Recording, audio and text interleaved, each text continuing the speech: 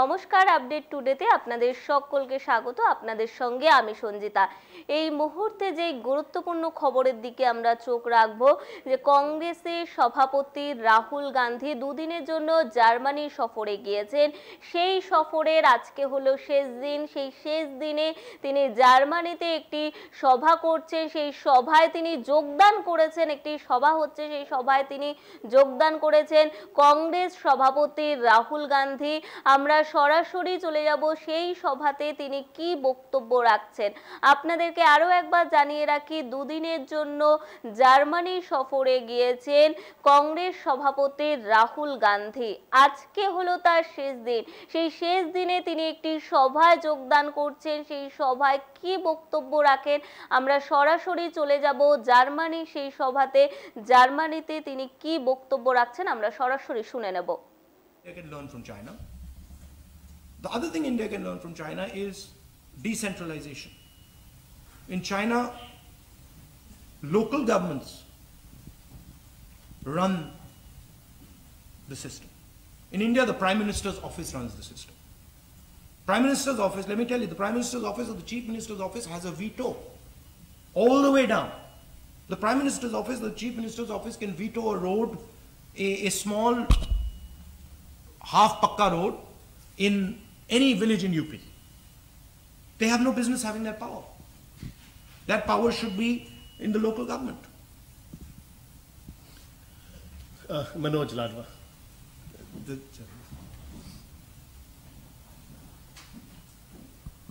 Hi, Manoj Ladwa.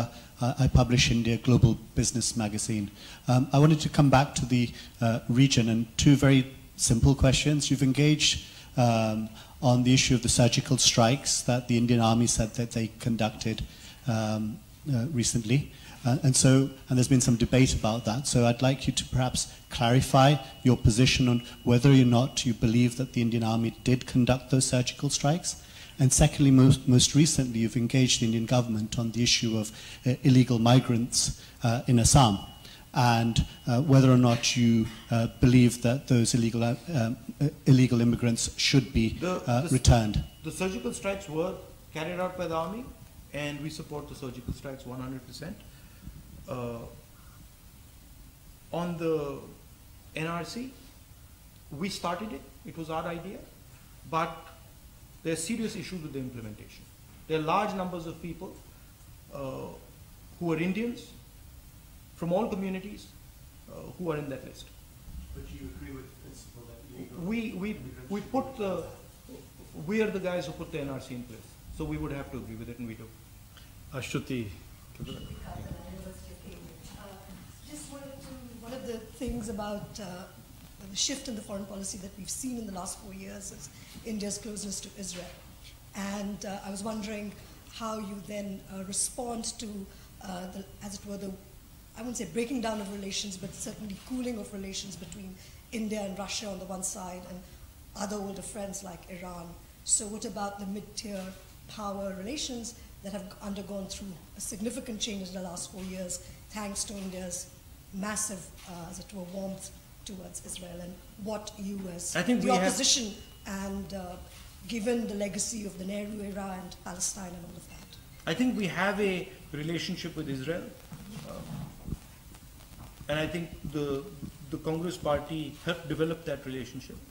I don't see a contradiction between having a relationship with the Russians and with Israel. I think India has a relationship, has traditional relationships, and those are important to us. And it has developed some new ones, and those are important to us. India is not an either-or place. Our philosophical design is we can talk to everybody, and I think that's what we should do.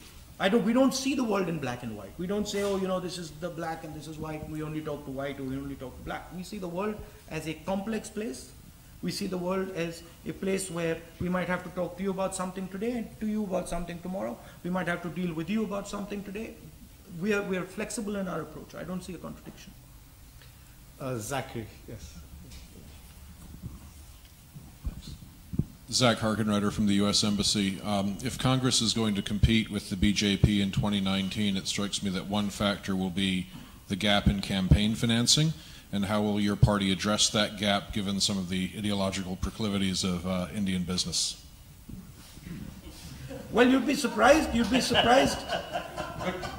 Good question. But you'll be surprised at the mood of the business community in India. It'll shock you. The business community expected a tremendous amount from Mr. Modi. And pretty much all of them are coming to us and telling us that he failed. And a lot of them are telling us that they're going to support us. They're also saying that they're terrified to say it publicly. And for God's sake, don't tell anybody. So there is a immense amount of pressure from the CBI, from the ED, from other institutions on these businesses. But these businesses understand the value of an open system. They understand the value of conversation. They understand the value of harmony, and they're feeling the pain that is being caused. The election, if you look at the media has already said, like they did in 2004, that India is shining and the BJP is going to come to power. Look at the math. And the math's pretty simple. If there is an alliance in UP and Bihar, the BJP cannot win the election. It's straightforward. There's 80 seats in UP. An alliance in Uttar Pradesh between the BSP, the Congress and the SP will mean the BJP cannot win 5 seats. We got 60% of the vote. Similar in Bihar. That's 40 seats. That's 120 seats gone. So, often the conversation doesn't go into the details. And the reason is that the BJP has tremendous power and ability to hurt these businesses and hurt people. You're not hearing the real voice of India right now. You're not hearing the voice of the small businesses. You're not hearing the voice of the farmers. You're going to hear it in 2019, I guarantee you. We have time just for last 3 questions. People are already on my list. Richard, yes. Thank you. Richie Crosby from the Foreign Office. I was wondering if you could say a little bit more about the relationship with Russia. India has a special and privileged strategic relationship with Russia at a time when we're increasingly concerned about some of Russia's behaviours and its role in the world today. How would you see India's relationship developing, and what should it be under a Congress government? I think the frame is India acts in its self-interest. And India's self-interest is dynamic. So, some of those choices are dynamic choices. However, we have had a traditional relationship with the Russians. We've had a close relationship with them, and we value that relationship. Annette, Annette, yes, there. Just there. In fact, not there. Annette Pranzier from the Royal Commonwealth Society. The Commonwealth Network is a network of 53 countries that form an integral part of the rules-based international order. But to date, India has not really been perceived as being an active member of that network. And given it represents half the population of the Commonwealth, do you think that ought to change?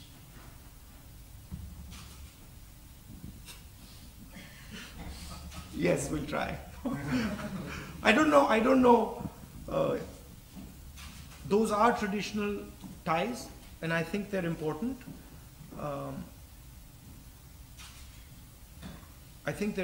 But I think emphasis is in other areas these days.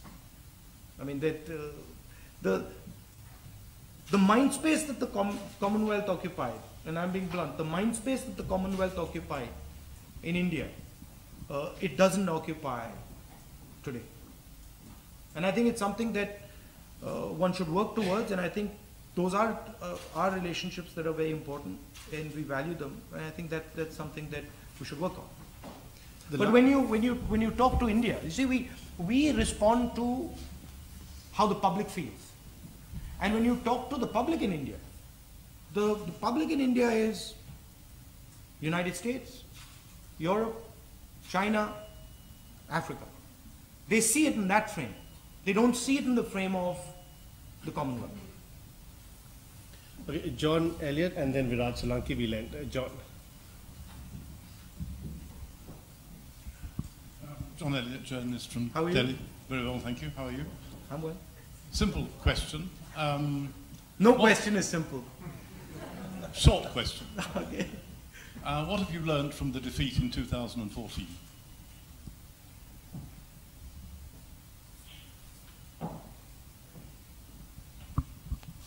That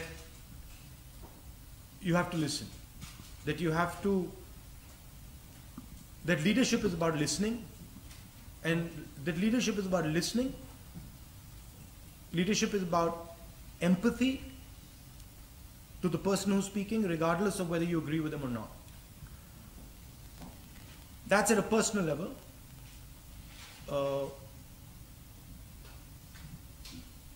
At a party level, I think there was a certain degree of arrogance that had crept into the Congress party after 10 years of power. So, never forgetting that the party is actually the people. And that's a lesson for everybody in the Congress party.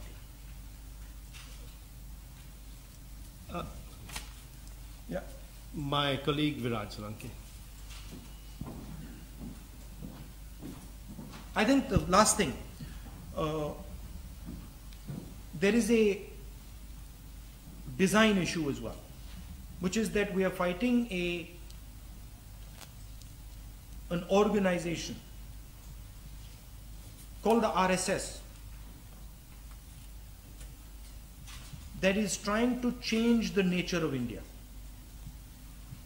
See, there is no other organization in India that wants to capture India's institutions. When the Congress party comes to power, or the Samajwadi comes to power, or the BSP comes to power, or the DMK comes to power, they don't try to attack and capture India's institutions. What we're dealing with is a completely new idea. It's an old idea being reborn. And it's similar to the idea that exists in the Arab world with the Muslim Brotherhood. And I would compare it. And the idea is that one ideology should run through every single institution. One idea should crush all other ideas. And so you see the response of 4 Supreme Court judges who come out and say we're not being allowed to do our work. You see Mr. Raghuram Rajan and the shock of demonetization. You can see